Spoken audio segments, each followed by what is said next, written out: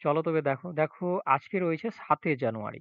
OBC case supreme কোর্টে উঠার কথা ছিল, উঠেছিল, এবং সেখানে আবার একটা নতুন ডেট দেওয়া হয়েছে। সবচেয়ে ভালো যেটা খবর, এই যে ডেট দেওয়া হয়েছে 28 থেকে 29 তারিখ, এই ডেটে কিন্তু ফাইনাল হয়ে যাবে ওবিসি লিস্টটা পুরোপুরি ভাবে।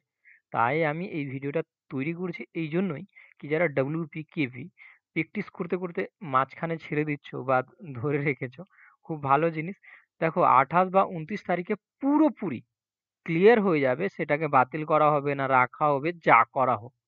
এবার যারা প্রিপারেশন করছো তাদের ক্ষেত্রে আমি বলছি, ডব্লিউপি বা কেপি যে কোনো প্রিপারেশন করছো, বা ডব্লিউপিএসসি, তোমরা কিন্তু প্রিপারেশন স্টার্ট করে দাও। কারণ যখনই কেসটা শেষ হবে তার থেকে দেখবে 1 মাস, মিনিমাম 15 দিন বা 1 মাসের মধ্যেই কিন্তু তোমার ডেট চলে আসবে।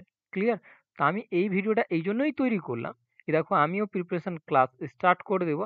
আর সেখানে টাইপ ওয়াইজ প্রিভিয়াস ইয়ারের দেখো 2000 থেকে 2025-এর মধ্যে যতগুলো এসেছিল, যেগুলো ইম্পর্টেন্ট ইম্পর্টেন্ট টাইপ রয়েছে, সেগুলো আমি কিন্তু ভিডিও আপলোড করতে স্টার্ট করবো। ক্লিয়ার? তো জানতে পেরে গেলা কি 28 এবং 29 তারিখে ফাইনাল শুনানি। তোমরা জেনে নিবা কি ওবিসি থাকছে বা রাখছে, যা কিছু হোক, বাতিল হোক, যাই হোক, একটা হবে।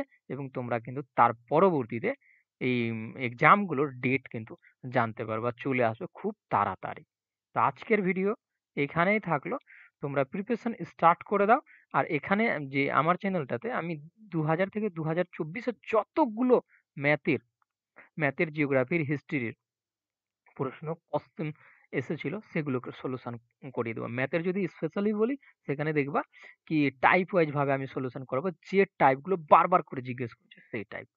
তো thank you watching for my video. দেখা হবে পরবর্তী ভিডিওতে। তোমরা লেগে যাও এবার প্রিপারেশন করতে।